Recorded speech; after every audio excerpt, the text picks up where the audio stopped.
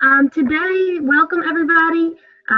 It is an exciting day for us because we have a wonderful speaker here to talk about a topic that I'm sure, if it hasn't affected you, you've at least thought about it. We're going to be talking about bed bugs today, the wonderful bed bugs. And we have Alan Brown here from Texas. He got a degree in entomology from Texas A&M. And side note, I hear they got a new coach, so interesting news there. But anyways, back to bugs.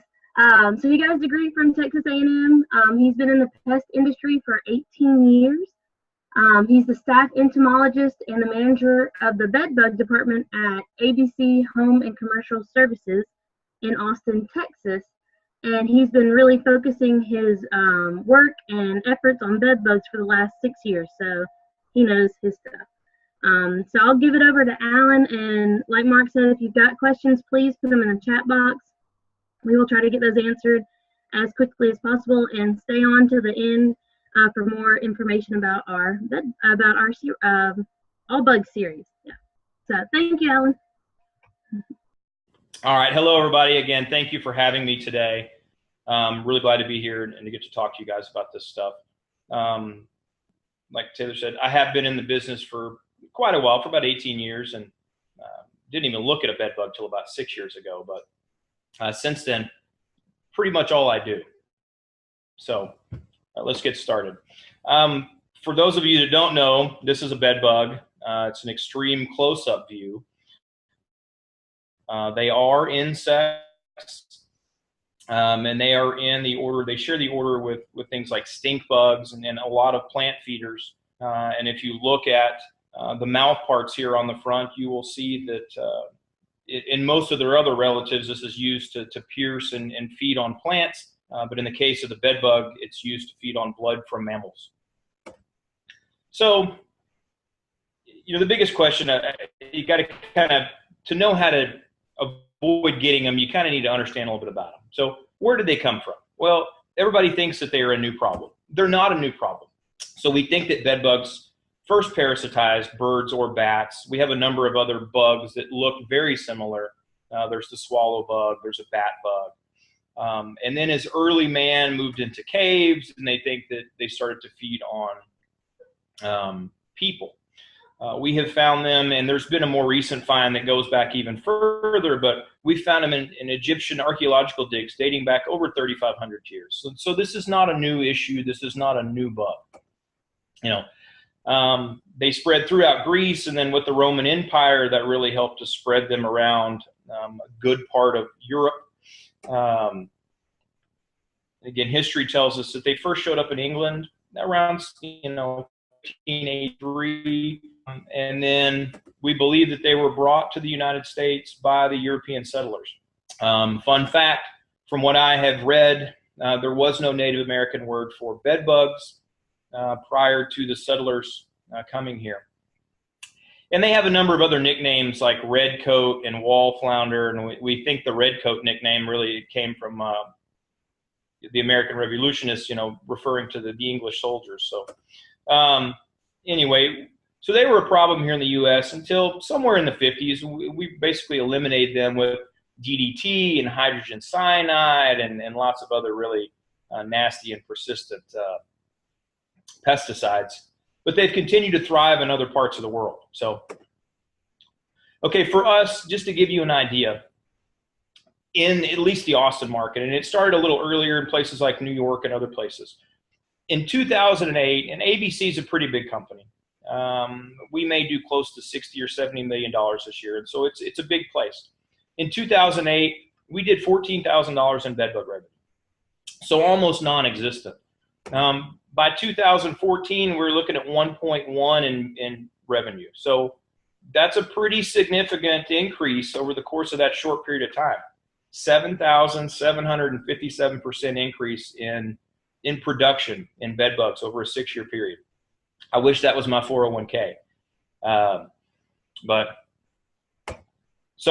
Okay, let's talk a little about the bugs. They are small. You can see one here. You have some size reference here on this dime. They're dark brown or red, kind of a mahogany color, which is why one of the nicknames is mahogany flats. about a 1/4 inch. For all practical purposes, they are wingless. They do have tiny little wing pads, but they don't fly, they don't jump, they only crawl. Unfed, about a 1/4 of an inch. They swell up and they stretch out, as you'll see in some other pictures later on once they have fed. Body is very oval. There are some ways to look at them and tell males from females, but for most of our discussion, that's not horribly important. The eggs are tiny, but you can see them.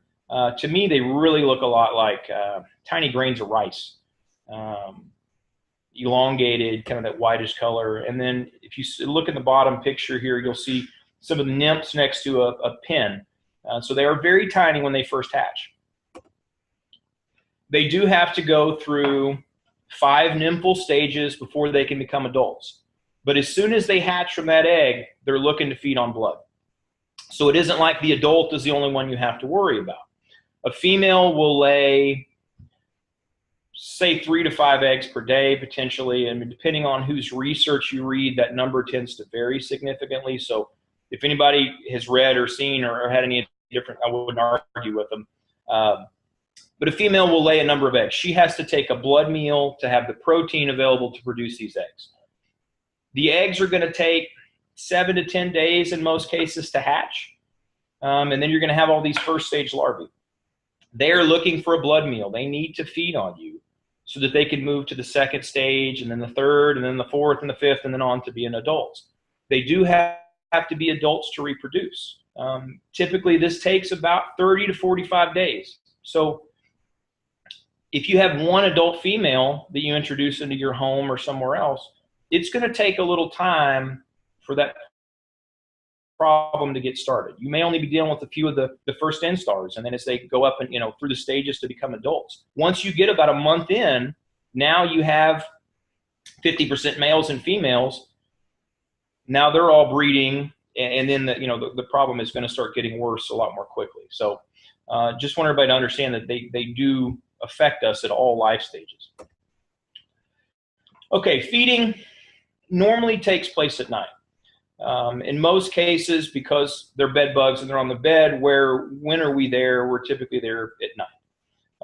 Sometime between midnight and 5 a.m. is kind of the typical situation. They pick up on the CO2 that we emit, and they say that as we breathe, that CO2 is a locomotor. So that actually gets the bed bugs excited. It lets them know that there is food in the area. And so they come out and they start moving around. And then as they get closer to us, they pick up on our body heat. And that's how supposedly they really zone in and find where they want to feed. As you can see from the pictures, usually starts off at flat and oval. And then as you go through, 3 minutes, 9 minutes, 12 minutes to the point of repletion there, they really engorge and stretch out. And then they're going to go away and they're going to hide for 3 to 7 days before they come back and feed again. And that's something else to kind of remember and keep in mind. Every bed bug is not coming out to feed every night. So if you're early on an infestation, you may only have a few bites at a time, and then there may be some time in between before you get a few more bites. The other thing that happens is not everybody feels it and not everybody reacts to it. I have let bed bugs feed on me on multiple occasions. I'm a silly entomologist. I couldn't help myself. I have no reaction. And so the thing to take away there is if you don't react, the problem can get really out of hand before you realize that it is a problem. But it really varies a lot person to person. Physicians really cannot look at bites and tell you for sure that they're bed bug bites. They may be able to kind of narrow it down to it being some sort of an insect bite, but it's very difficult because of the difference in reaction from person to person. It's really hard to tell. So, and it can go all the way up to hives and even potentially anaphylaxis. Some people react very severely. So that is something to keep in mind. With most people, it's not a huge issue, but it can be. Okay, so how do we get them? Travel is ultimately where we're going with this, but what are some of the other ways? Well, discarded furniture. You'd be amazed at how many people will pick up and take a mattress, a chair, a couch from the dumpster, the side of the road, And this used to be something that not be that big of a problem. You know, you might take home some spiders or a couple of roaches, but in more recent years, you know, it may cost you a couple $1,000s to get rid of the problem if you bring bed bugs home. And so this is very common, especially in lower socioeconomic situations, college kids, things like that. I mean, I can tell you, I know we had a situation where we treated 4 whole buildings in an apartment complex. And then afterwards, one of the apartments that had zero problem beforehand had live bed bugs and was complaining. And we went in and looked at his unit and we're like, wait a second, this bed wasn't here beforehand. And then we realized that the gentleman in one of the other buildings had thrown it out prior to us treating his building. And this gentleman had brought it into his building after we treated his. And so he brought in a fresh problem. And so this is something that is a frequent issue as far as just spreading bed bugs in the community. Used furniture, whether it's Craigslist or garage sales, you'd be amazed at the number of people that will knowingly sell bed bug infested items. In most cases, they have a problem. They've tried to treat it themselves. They want to get rid of the stuff, but they really don't want to just throw it away. They're trying to recoup some of their money. So they'll knowingly sell it to somebody else. And again, I've seen this firsthand on a number of cases. And so something else just to be very careful of. And then, you know, travel, which was really our focus today. And that's whether we're talking about airplanes, public transit, hotel rooms, really any form of transportation as well as lodgings can be a potential issue. So this is just an example. There's a picture here, you know, of a suitcase. This is not the same suitcase, but if you look closely around the button, this is like the bottoms of one of these suitcases. There's a couple of shed skins and then a couple of very, very small bed bugs. They're around that button. This was a customer of mine who received some bites and realized it and was suspicious before he came home. So he did not bring his suitcase into the house. And upon inspecting the suitcase, we found these 2 bed bugs. Now, if those are 2 females or 2 males, he'd never really have a problem. But if that's a male and a female and they grow up to adulthood, then they're going to breed, and there's all the makings for a fairly severe infestation given time. So you have to be very careful with, you know, your luggage. This is another picture. Sorry, does somebody have a question? This is another picture. If you look at this finger, there's a first instar here on the gentleman's finger. Just again, to give you an idea of size reference. So if you bring 1 or 2 of these home, it can be very difficult to find these during an inspection, to even know that they're there for quite some time. And so an infestation can kind of go undetected for at least a period of a couple of weeks. Hey, Alan, we did have a question come in about you were talking about the furniture and everything else that's secondhand or picked up that may or may not have bed bugs on it. And the question was actually about the feeding. You talked about, let me get this question right, how they take a little siesta in between feedings. Yes, ma'am. How long can they go without feeding? I think the question means like if somebody discarded a mattress, how long could those bed bugs live on that mattress without eating? Okay, so in my experience, at least 3 to 4 months. You will see some things on the internet that say 18 months. They say the average bed bug doesn't live longer than a year. I would say 6 months is probably getting to stretch it. I wouldn't think longer than 6 months, but obviously, you know, a period of months. And so abandoning a room or doing anything else, or even if it's a piece of furniture, they can sit and wait for a long period of time. The other thing that I didn't mention is we were kind of talking about feeding and them going and having, potentially up to a week between feedings when there is food available. They will also feed during the day. I've been to a number of places that are only open from 8 a.m. to 5 p.m., whether you're talking cubicles and office chairs. The perfect situation for them is to come out and feed at night. But ultimately, if there is a food source there, there's a place to hide, they will make use of the situation. If that means they have to feed during the middle of the day, then they'll feed during the middle of the day. And so don't think just because it's not a bed that it can't potentially be a problem. And as that relates to airplane seats, the seats on a bus, movie theater seats, couches, chairs, any of that kind of stuff is a potential harborage area for bed bugs. Any place that we're really going to sit or lay still long enough for them to come out and get a meal. I've even found them in the front where your elbows would sit on a bar, down in the crack at the front of the bar where they were coming out, and obviously they had some homeless population that would also come into this bar and sit and drink, but there were bed bugs in the bar front. So really it could come from anywhere. So, one of the questions, why is this so important? Why are they such a big deal? Well, statistically, if you look at this slide, one pregnant female in 6 months can be 30,000 bed bugs. Now that's, everything being perfect and nobody killing any of them and everything going, but a small problem can become a very big problem within a fairly short period of time. And I think that's the important thing to understand here. And it can be very expensive. The average treatment for us is $1,500, and then it goes up from there. So it's not an inexpensive thing to have to deal with. All right, I'm going to start this video. This is in an assisted living facility. Folks live independently, but again, it's kind of a rent-controlled housing. This is a bed bug. This is an encasement on this bed.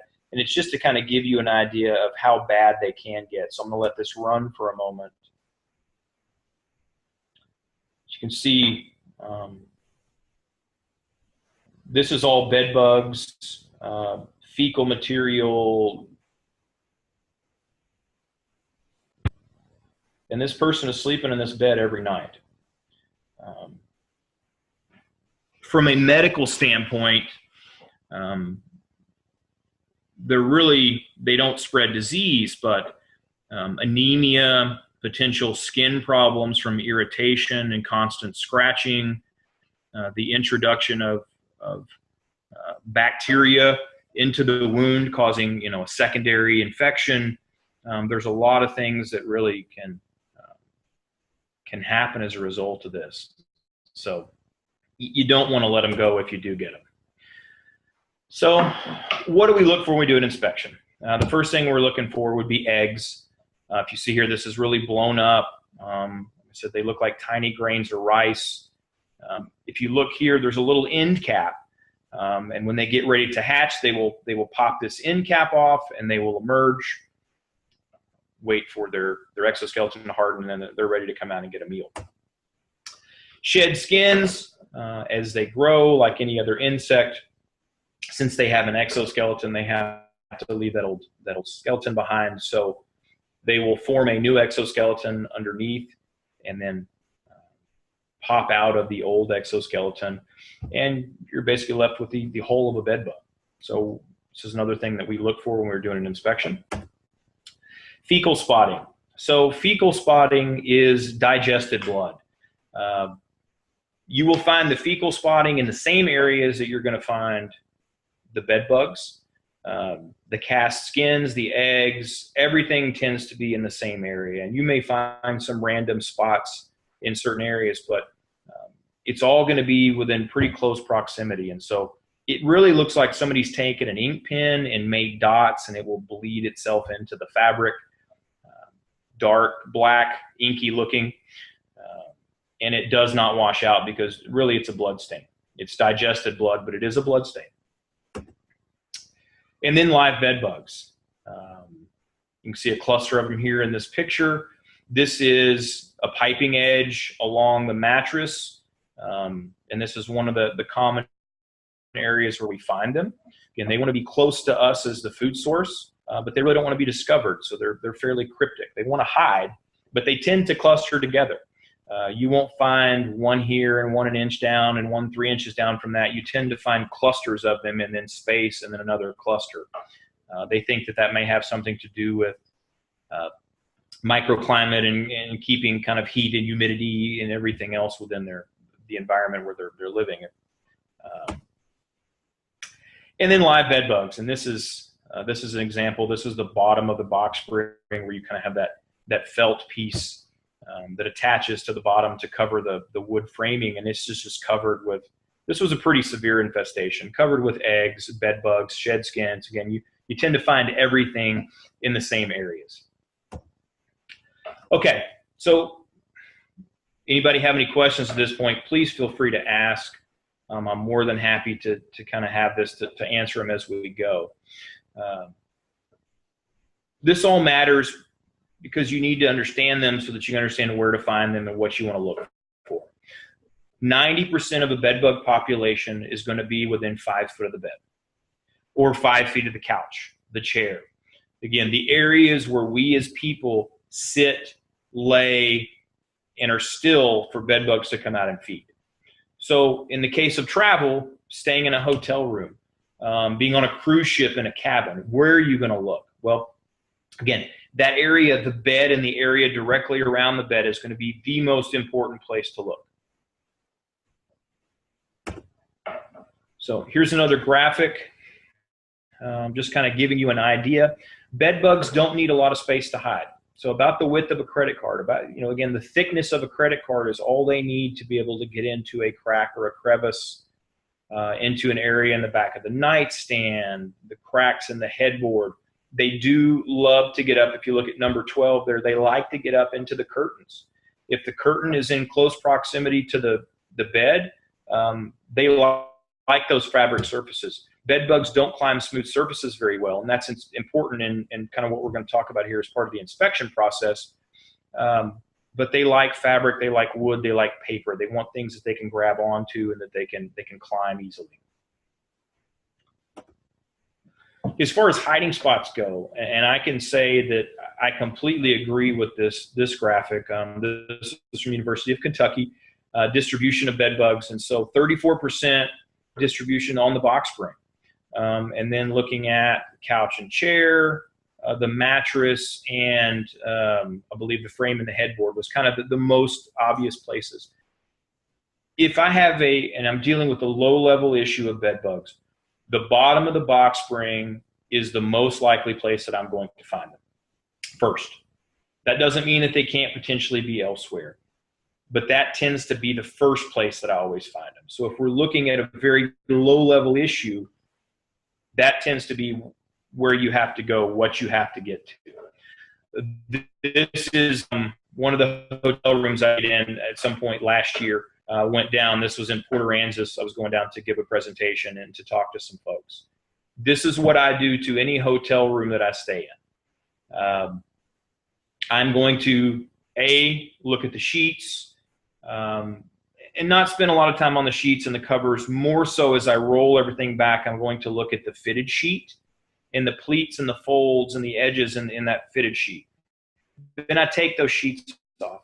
Then I go through and look around the piping edges, around the edge of the mattress. And then I pull the mattress off.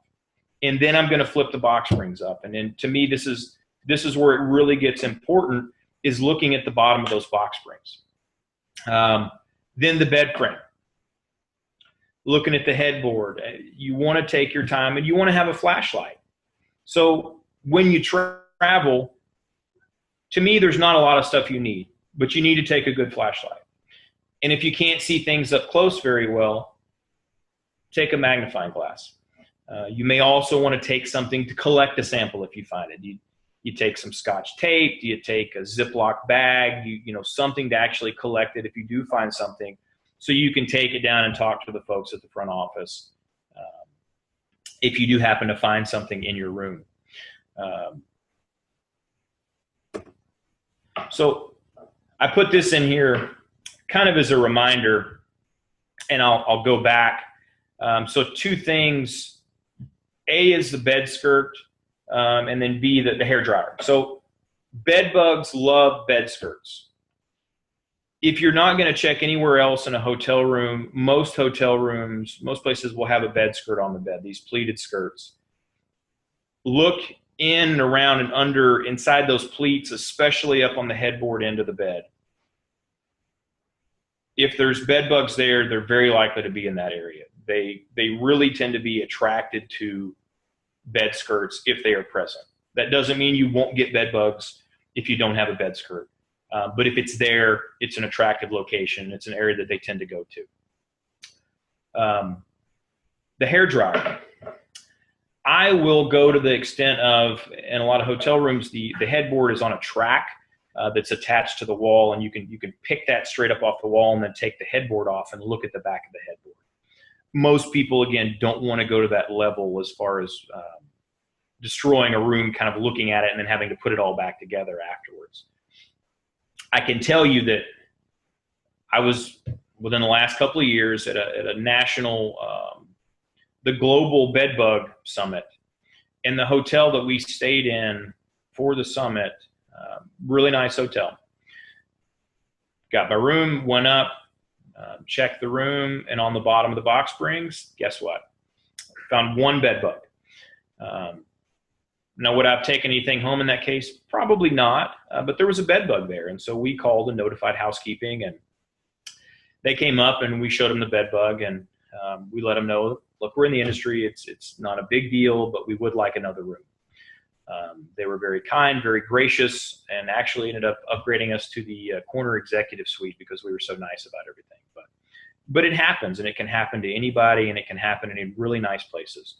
You know, from a treatment standpoint, we treat multi-million-dollar houses, we treat Section 8 homes. And so everybody deals with these. It's not something that's, you know, that they don't care what your socioeconomic level is. So when I get into a room, I'm going to put my mattress, or I'm going to put my suitcase in the bathtub. I put it in the bathtub, A, because it's very unlikely that you're going to have bed bugs in the bathroom. B, if you put it in the bathtub, it's a very smooth surface. They don't climb smooth surfaces. Again, it's kind of a protected location to put your luggage while you're checking your room, and as opposed to leaving it out in the hallway where somebody could walk by and steal it. So the luggage goes in the bathtub, pull the flashlight out, and then I proceed to go through and do my inspection. So again, the mattress, the box springs, the bed skirt, the headboard, backs of the nightstands. If I have found nothing there, I may or may not check the chair, the couch, if there's one in the room. I do not look at the chest of drawers. I'm not looking at the closet. That's not to say there couldn't be a bed bug there. But because 90% is going to be within 5 feet of the bed, and again, it's very localized around where the food source is, which is us. If you don't have bed bugs on the bed, you're not really worried about the chest of drawers on the other side. I do not put my luggage on the luggage rack, and I don't put it on the bed.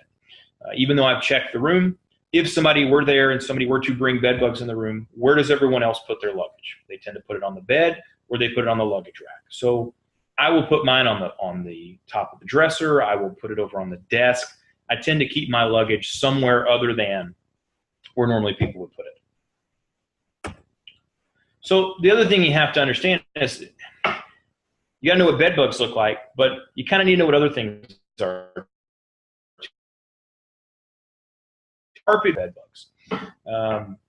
And I can tell you, I've had a number of cases where somebody had a few bites. They flipped out. They thought it might be bed bugs. They went home. They ripped everything off of the bed, and they found a few of these carpet beetle larvae, which are the fuzzy little guys on the left, and they threw everything out thinking they had bed bugs. Carpet beetles will feed on natural animal fibers, so dog hair, cat hair, feathers from pillows, dead skin, dead bugs. There's a number of things. You will find them in almost every house you go into, at least in this area in Texas. So it's something that people will commonly mistake for bed bugs. And so I think it's important to understand what they are, because if you're looking for bed bugs and you're having bites, you may see these and then assume you have bed bugs. The adults fly in from outside, and so again, it's hard to keep them out of the house, and they're very common. Cockroach nymphs, if you look at that nymph versus the bed bug, you can see where it could be mistaken for a bed bug. And then also brown dog ticks. Now, brown dog ticks do have 8 legs versus 6 on the bed bug, but they can infest a home and can just a little bit different as far as the treatment that needs to be performed. But accurately identifying a problem is very important. Furniture framing, screw holes. Again, these guys will get down into any little crack and crevice and place that they can. And so it can be very easy to miss, again, on a low-level infestation. You may not see anything on the mattress and the box spring. Then you get down and you start looking at the bed frame, and down in the screw hole in the bed frame are a couple of bed bugs tucked in there by one of the screws. And so you really have to take your time. You kind of have to know what you're looking for, and you can't be in a big hurry. It says sofas, dressers, nightstands. They will get in, around, and behind the outlets behind the bed. And this is a common way that they will move between units, whether it's in a hotel room or an apartment or anything else. They move between the walls along the electrical lines, and they can pop out and around these switch plates. And then you see some here on the bottom of a chair. So, all right. This is something that I put in here. And again, if anybody has any questions, please don't hesitate to ask. I'm trying to cover everything, but I'm sure I'm going to forget some stuff. So something. Hey, Alan, there was a question about foggers. One of the attendees said they were always told not to use foggers. Would one of the reasons be because of the hiding places that these guys can crawl into? Foggers? You say foggers? So the foggers, so the issue with things like the bed bug foggers, and it will pop up in a new slide, but we'll talk about it. Because they're hiding down in these cracks and crevices and these places, they're very cryptic. The areas where they're hiding, when you use a bed bug fogger, it's an aerosol. It's basically an aerosol can. It's almost like standing in the room and just holding the aerosol can up and just letting the whole thing empty while you're standing there holding it. So they're liquid particles. And so even though they're fine particles and they move around in the room, they're not going to really get into all the cracks and the crevices and the places where the bugs are hiding, for one. So you're going to kill some bugs, but you're not going to be horribly effective.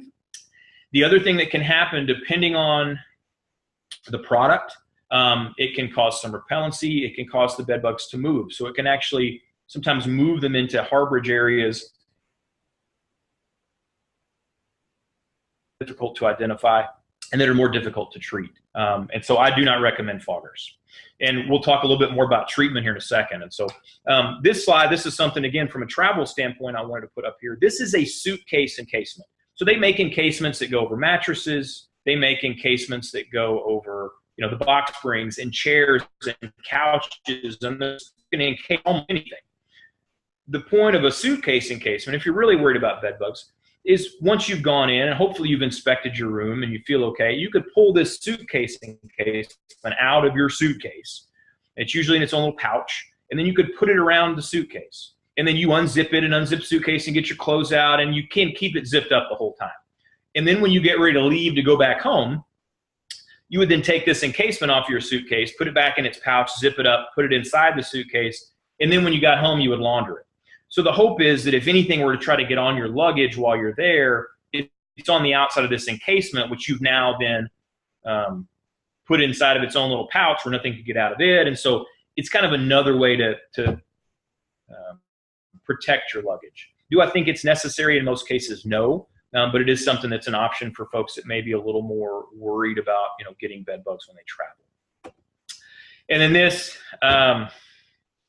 I thought this was kind of funny, so I included this as well. One, there's the suit over here on the right, and we tend to try not to wear things like this when we're doing treatment, just because it's like going in, like look like you're doing hazmat. So it tends to kind of upset people if they see a bunch of guys going in wearing these suits doing things. But they do make suits like this to try to help protect people in their clothing if they're going into an infested apartment to help somebody as a volunteer. We get some of these folks that need some assistance before treatment's being done. The other thing there, it looks like a little tent. It's actually made for bed bugs, where somebody could put it over the top of the bed crawl inside of that and zip themselves in and sleep in it, and the bed bugs couldn't get to them. So it's kind of an extreme measure, but there's lots of things out there for bed bugs at this point. So when you travel, I don't think there's a lot of gadgets that are required. It's really a flashlight, again, like a magnifying glass, and just taking the time to look. And if you find something that really is suspicious, go and ask somebody, talk to somebody about it. Don't stay in that room, if you're really concerned about it. And so there's not a lot of, you don't need a black light. There's not any really specialized equipment that you need. You just need to look. I tend to, if I'm on a bus, if I'm on public transit, I tend to stand and hold the rail versus sitting in the seat, because you may have somebody that's living in the streets, and maybe they have a lot of bed bugs, and they're so bad that they're on their person, and they sit on the bus and they ride across town. Well, some bugs can come off of that and crawl under the seat on the bus. And so any of those kind of places, you're somewhat in danger of getting bed bugs. And so I tend to just try to avoid some of those situations when I can. And then I inspect a place closely before I get comfortable when I travel. Then when I get home, this is the second part of that. So you can do everything right and still pick something up. There could be something in the trunk of a taxi, where the person before you had something on their bag and it crawled off, or there's lots of potential issues. The dryer is your best friend. I go into houses every day that have bed bugs to varying degrees. Some are horribly infested, some are very minor. But I am putting myself in a situation every day where I could pick up bed bugs and bring them home. My wife is also an entomologist. I love her very much, but I have a feeling she would not be happy with me if I brought a bed bug infestation home. So every day when I get home, my clothes go straight in the dryer. Put my boots out in the garage. And so 20 to 30 minutes on high heat in the dryer will kill all life stages with bed bugs. So for me, on a daily basis, it's part of my routine. Then the question is, well, couldn't you get them in your truck as you travel? Yes, I could, but doesn't really seem to be a problem. I've only had a few vehicles be a problem with bed bugs really in the last 6.5 years. So it's not a really common area for us to have an issue, at least in Texas. But the dryer is your best friend. So if you come home from a trip, most people tend to store their luggage in the master closet, under the master bed, two of the worst places you could store your luggage if you were potentially to bring a bed bug home. So this is something else. Let's say try to change your habits. I tend to take my suitcases, once I have unpacked them, they go in a black plastic bag that's tied up to keep the insulation off of them, and they go in the attic. It's fairly accessible. It's easy for us to get into the attic, and it's hot most of the year. And so if there were anything on that, A, I've isolated it. B, I'm doing my own heat treatment by putting it in a 130, 140 degree attic. If you don't store it there, I'd say to store it maybe out in the garage. And again, the more physical distance you can create if you were to introduce a bed bug between that bug and where you're sitting in the living room or sleeping in the bedroom, then hopefully they won't ever find you. So when you get home, unpack your luggage. Unpacking it in the garage is really the best thing to do. And if you want to take all the clean stuff and run it through the dryer 20 or 30 minutes, and then fold it, hang it up, and then take all the dirty stuff and run it all through the dryer. And again, I recommend dryer first. If you wash with hot water, it tends to cause clothes to shrink, colors to run. If it can go through the dryer, dry it first. Because now if you've done 20 or 30 minutes on high heat, you've killed all life stages. Now you can wash it in cold. And I know you're going to have to dry it again, so I know you're adding that additional step. But now there's no real potential for there to be bugs under that stuff. And so, and then again, be careful where you store your luggage. Let's see. So as to the question earlier, what does not work if somebody were to bring bed bugs home or they were to think it's a problem? And Danny, do we have any other questions at this point, or? We don't at this point. Okay. Just making sure. If anybody has one, please don't hesitate to ask. So stuff that doesn't work. if there's bed bugs in a bedroom, don't move to another bedroom.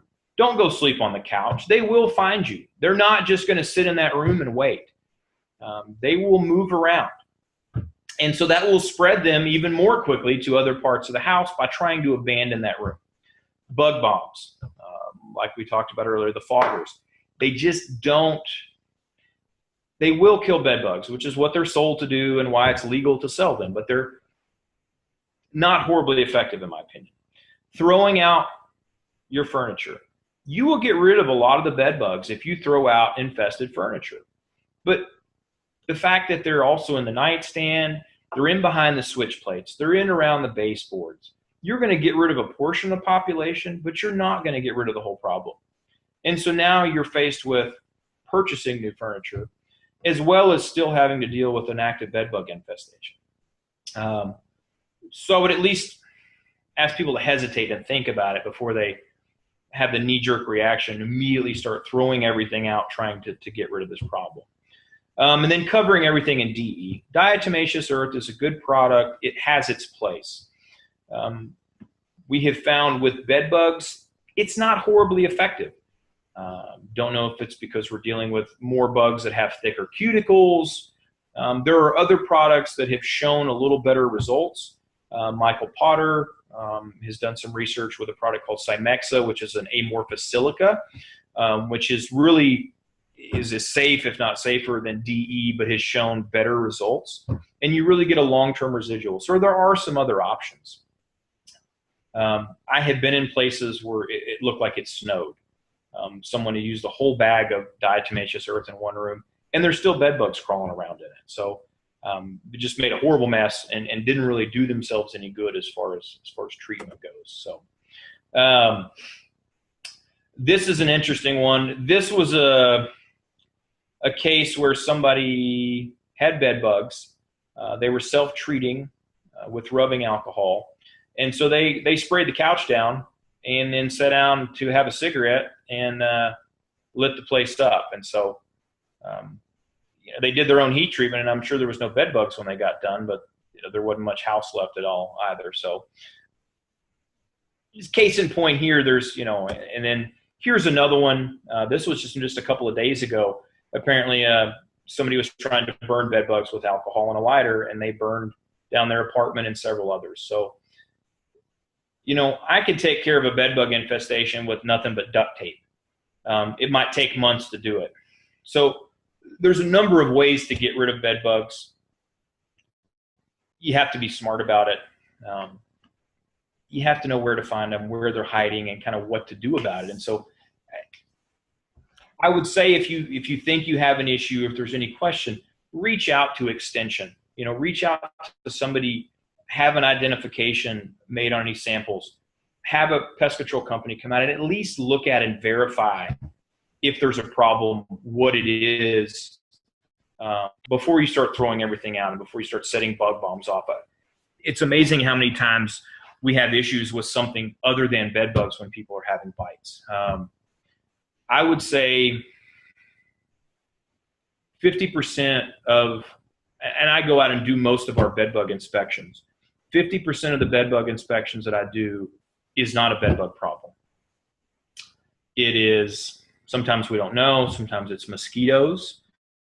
We've had problems with thrips, which is a plant feeding insect, tropical rat mites, a number of other things. And so just because you start getting some bites, if you do have a problem, don't immediately, jump to the fact that it is bed bugs. There's a number of other things that cause people issues. Chiggers. Through the summer months, May, June, July, I get a ton of calls for bed bugs that turn out to be chiggers. And a lot of that can be kind of diagnosed based on where the bites are located. Although, again, you can't look at a bite and tell what it is. Somewhat you can tell based on where they are. So that can be very indicative. So this slide here, this was a billboard that we had up in Austin by the airport for a couple of months. We thought it was pretty catchy and customers seemed to like it pretty well, but the city of Las Vegas was not very happy with this, and their lawyers sent us a letter and asked us if we could please stop and take down our billboard. And so we did, unfortunately. But, bed bugs move, they travel, they're in lower end places, they're in 5-star resorts, they're on cruise ships, they're in airplanes. Our Houston office has treated several airplanes. I know that cruise ships, can have an issue with them. And so anywhere people are, we can have bed bugs. And so you just have to be mindful. I take a flashlight with me when I go to the movie theater. And where do most people want to sit in the movie theater? Everybody wants to sit kind of right in the middle. So you have that great view of the screen and so middle of the theater and middle of the seats. Guess where we find all the bed bugs when we go in and do an inspection? Either there, right in the middle, or the back row. So there's certain behaviors that you can change even with things like that can help keep you from getting bed bugs. So. Okay, so Alan, if you've got time, we do have a question. Lewis wanted to know, you talked about heat. Yes, ma'am. And obviously you talked about fire. And he's going in the opposite direction. He's asking about freezing as a form of control. So there's a number of different things, freezing being one of them. So there's, it's like a CO2 snow that's used. Now, if you're talking about putting something in the freezer, that can be done as well. It's just a matter of how long you want to keep something there. The problem with freezing, it's a lot easier to heat something up than it is to freeze it. So if you're talking about treating a space, a home, if it's a small item, you can put it in the deep freeze and leave it in there for a week or two and be successful. As you start talking larger spaces, now you get into, there's a piece of equipment that puts out like a CO2 snow. So it's there, it's kind of a topical application, kind of like using a steamer. It's just the opposite, where you're actually using the CO2 snow that gets really cold. It doesn't last very long. As you move it over the space, it kind of flash freezes, and then everything warms up again. So you can freeze them. There's difficulties with that, just like you would have with steam, just because it doesn't always penetrate really deeply, and you don't keep it in one place for a really long period of time.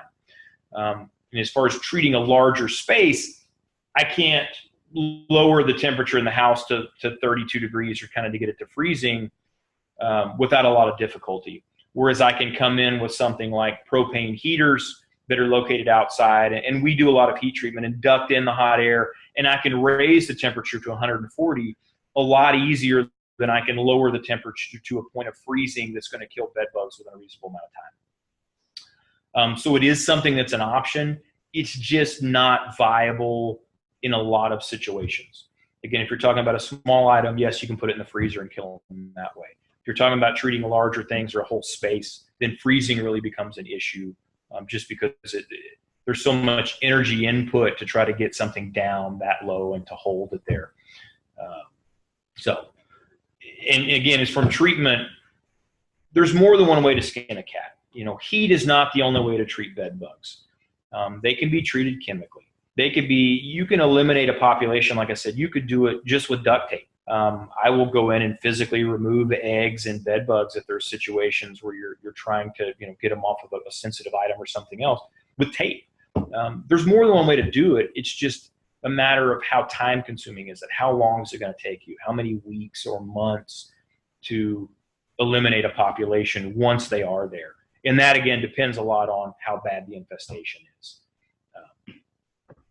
Thank you. We have another one. This is from Donald. And you talked about how long an adult could go without feeding. He would like to know how long a bed bug egg is viable. Okay.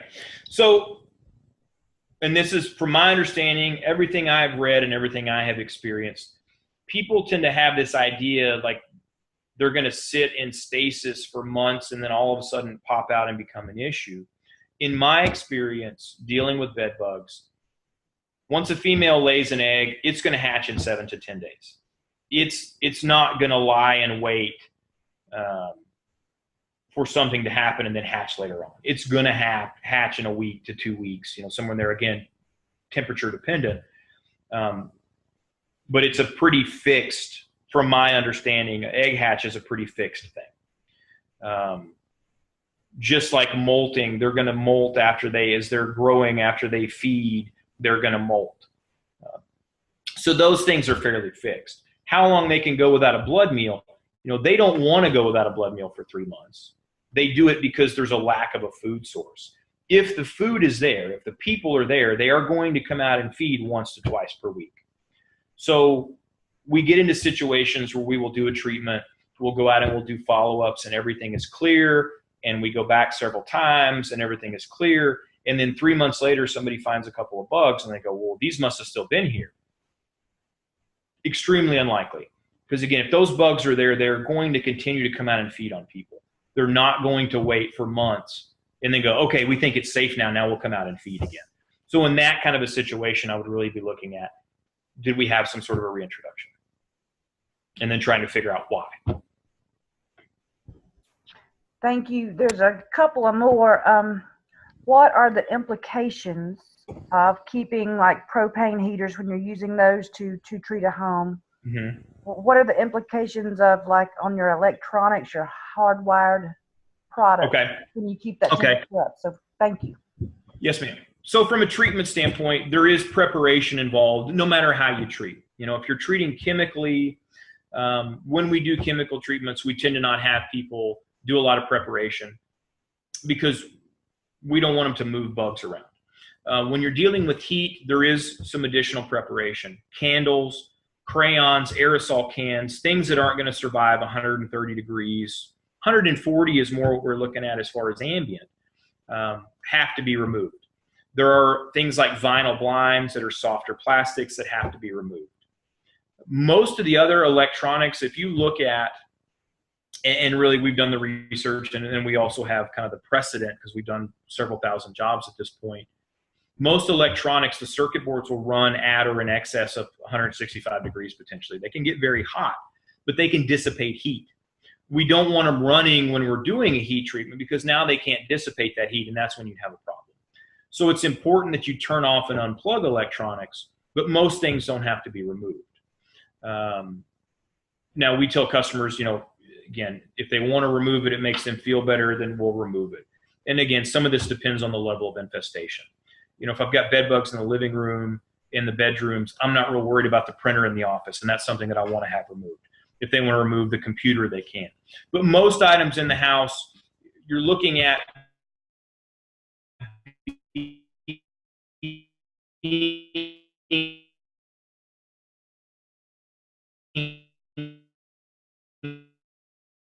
putting it in the attic for that period of time on a hot summer day. Go way above what we're looking for with that 140 degrees, or you direct a lot of airflow at something, you're not going to, it's really not as much of a problem as people think it is.